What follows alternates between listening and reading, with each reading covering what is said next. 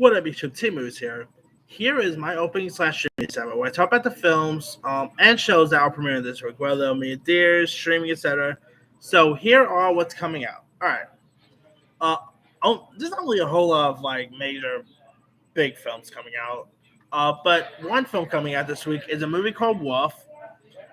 Here's what Wolf is about. Believing he's a wolf trapped in a man's body, Jacob eats, sleeps, and lives like one, much to the shock of his family. And when he is sent to a clinic, Jacob and his animal-bound peers are forced to undergo increasingly extreme forms of curative therapies.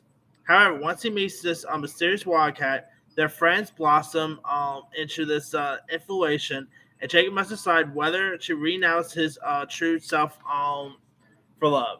And I gotta say, this does look intriguing. You know, it does star 1917 star George McKay. You also got Lily Rose Depp, who yes is the daughter of Johnny Depp. I mean, this does look like it could be really intriguing. Looks pretty intense here, so maybe it'll be good. Who knows? All right, on Netflix. Now we got Jane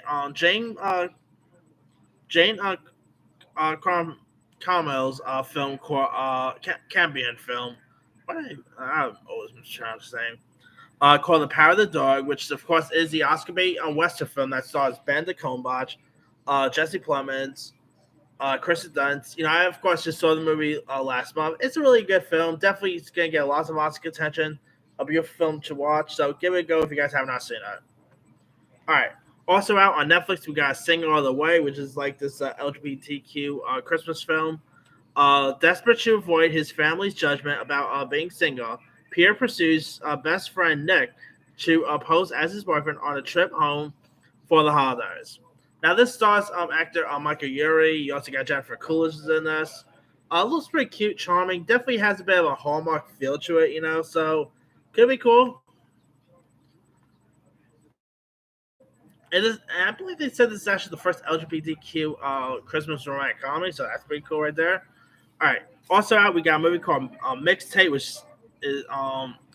which is from Netflix and it takes place in 1999. 12-year-old Beverly discovers a broken mixtape made by her late parents. She sets out to find the songs and learn more about her mom and dad.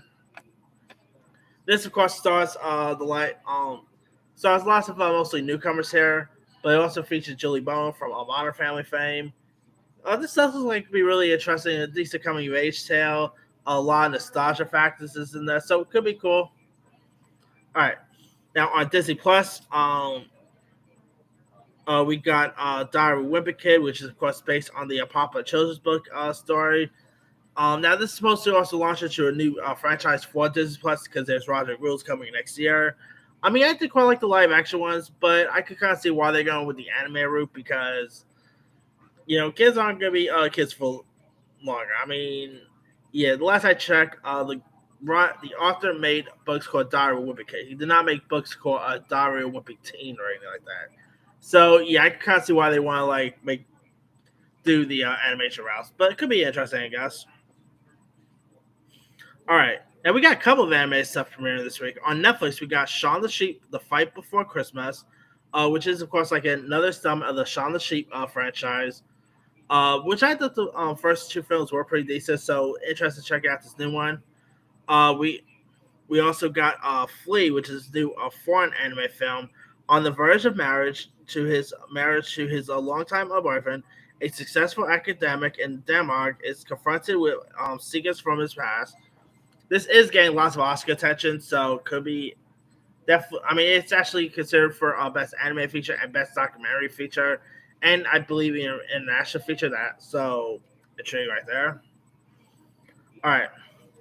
Now on coming to theaters, we got a movie called The Hand of God, directed by Paolo Sorrentino, which takes place in 1980s Naples, Italy, about a young man who experiences heartbreak and liberation after he's inadvertently saved from a freak accident by soccer legend Diego Maradona. Now, this is actually getting some Oscar buzz. Like, I could totally see Sorrentino maybe getting some award love for Best Director. It's supposed to be based on his like a childhood and all of him growing up. This looks like a beautiful film to watch, so I'll definitely give this one a go.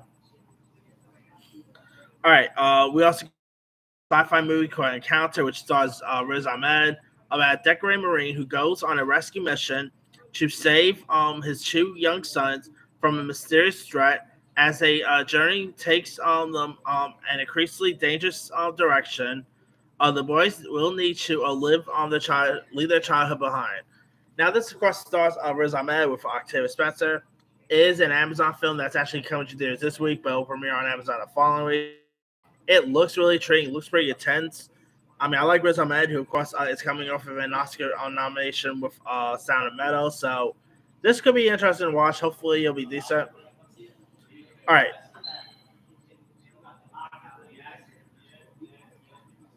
Now, also at this week, we got a movie called Vendetta, directed. Now, this is actually, of course, from director. What's his name again? Yeah, Paul of Verhoeven. Of course, he gave us classic movies such as RoboCop. He gave us.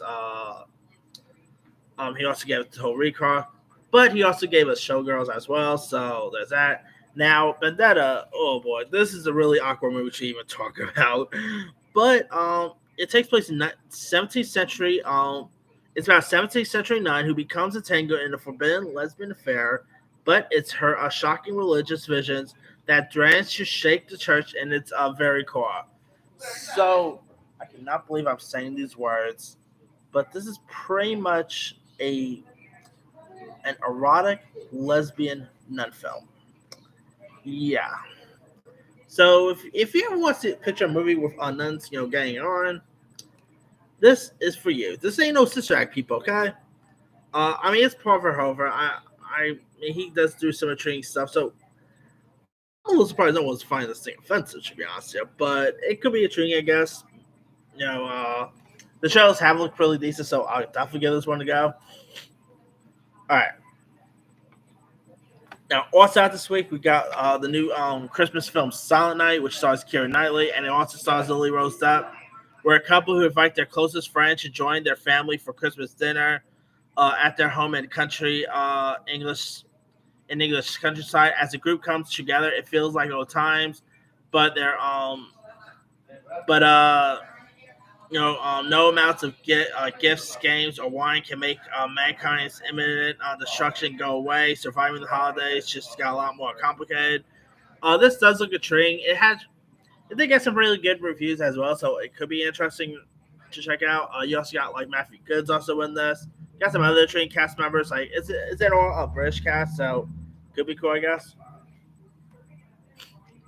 All right, we got a Bruce Willis movie called Deadlock, which I'm actually not too excited for.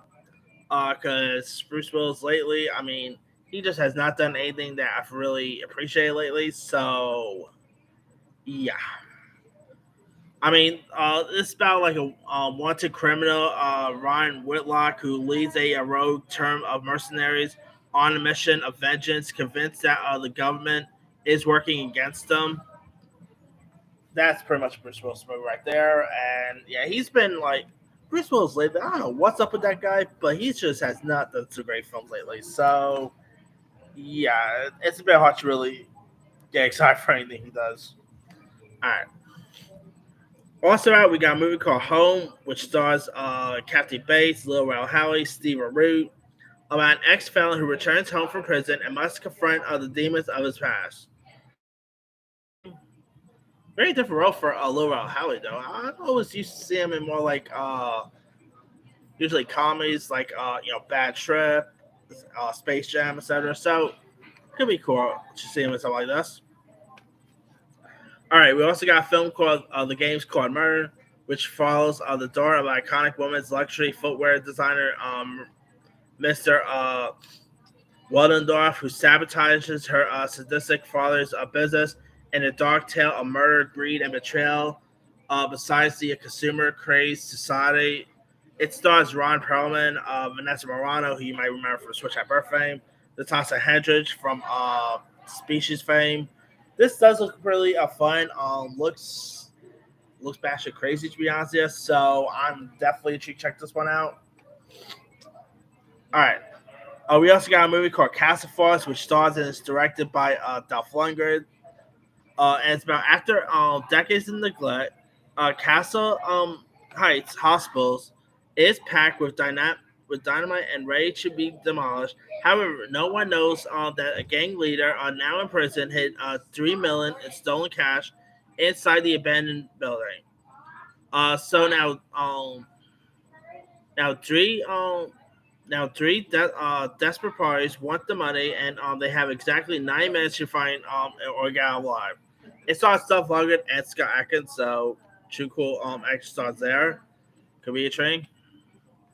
All right, you also got a movie called The Last Shootout, which is like a new western film that stars the likes of Bruce Stern, Cam Gajante from Twilight fame.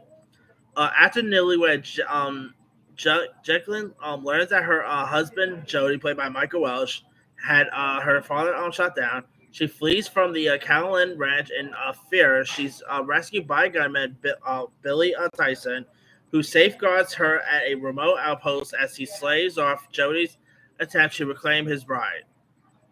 I mean, I do love a good western film, so could be cool. I mean, Bruce Stern's always a legend.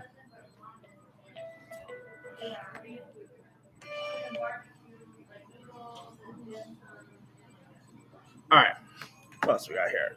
Also out this week, we got a movie called Try Harder, which is like a documentary set at high school. We got Sis and Ash, which I which is about famed tennis and humanitarian Arthur Ashley. A movie called The Scary of Six First, where two roommates lives are upended after finding out their new Manhattan apartment harbors a dark secret. Got to admit, that could be interesting there. Now we got a couple of TV shows also premiering. We got Lost in Space season 3, which just premiered on Netflix. We got Alex Rider season 2, which premieres on IMDb TV. Jurassic World Camp Cretaceous season 4 returns, as well as Pen 15 season 2 part 2, which was just announced that will be the final one. So shame that show's coming to an end, but hey, I guess all good things must come in, I guess. But anyway, let me leave you guys. Which of these shows or movies are you interested in? Are you interested in Wolf, Vendetta? Are you interested in Diary of Wimpy Kid, etc.? Drop comments below. Don't forget to like, subscribe, hit that bell for more notification. This is Simi Sarah.